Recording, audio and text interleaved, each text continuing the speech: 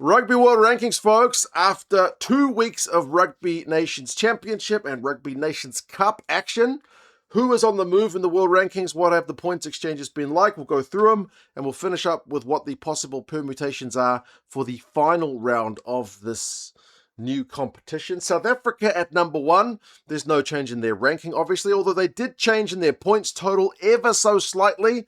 They've gone up from 93.94 to 93.96, gaining 0.2 from the Scots.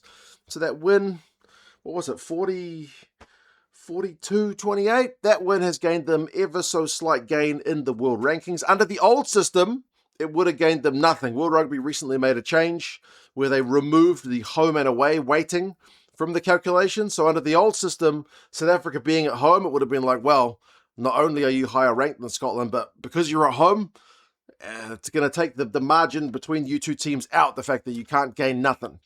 But this change benefited the South Africans, so it's only a slight gain, but they have gained some pointage from the Scots. New Zealand and Ireland, too far ahead of their opponents to gain anything. So New Zealand and Ireland, despite their wins, no change. New Zealand over Italy at home and Ireland over Japan at neutral Newcastle. So no changes to those teams. And then France, they are the other end. Like if the change to the way the calculations are done benefited South Africa, it's not helped the French. The French beat the Aussies. It was over in Australia, so they would have gained more. They gained 0.68 by the winning, over the Wallabies. So the Wallabies have dropped the same total because it is a direct points exchange. But the French would have got more under the old system. So some people have said, over the course of time, it'll work itself out. I just like home and away advantage because I feel like it's a meaningful thing in rugby. Like some places are fortresses, very hard to go in and get points away from. I feel like you should be rewarded more points for getting them, and it's genuinely easier to win at home. But maybe people are right. Maybe across the course of rugby history, it won't matter. But I don't know. I'm a stick in the mud. I like the old system. England also gained some points. And again, that's a bit of a weird one because it was played in Liverpool. This is part of the reason this change was introduced, because Fiji are playing their 3 games in the UK for this Nations Championship, so it's calculated as an England win over Fiji at a neutral venue. I feel like common sense would dictate if it's being played in Liverpool, it's probably an England home game, but hey, what are you going to do? England gained 8-4, so a pretty decent gain for them with their massive win over the Fijians. And as I said, Scotland lost, losing a little bit of pointage, but it's more England's big win that has seen England past Scotland on the world ranking. So 5th and 6th have changed places. The Argentinians are still there in 7th. They took some points off Wales. Aussie lost, Fiji lost, Italy lost, Japan lost. All these teams, well, they lost, but 2 of them lost actual points. The Aussies and the Fijians. Italy and Japan, like I said, didn't change. But the Japanese are actually up a spot on the world rankings. You may think that's counterintuitive. How do you lose and go up? Well, the fact that Wales actually lost points in their game means they drop below the Japanese. It happens. Sometimes another team's result is worse than yours, so they drop and you don't. Other times, you both win and another team still passes you. It's just the way it happens. We'll see it in a second. Georgia won their game in the in the Nations Cup. So that was a decent result for the Georgians over Samoa. 33 points to 12. Both the Pacific sides lost. Tonga lost 32-19 to Spain. So Spain are the biggest winners in the world rankings terms. They've gone up 4 spots, gaining over a point in their win. So Spain are up here. But you'll notice Chile, they also won.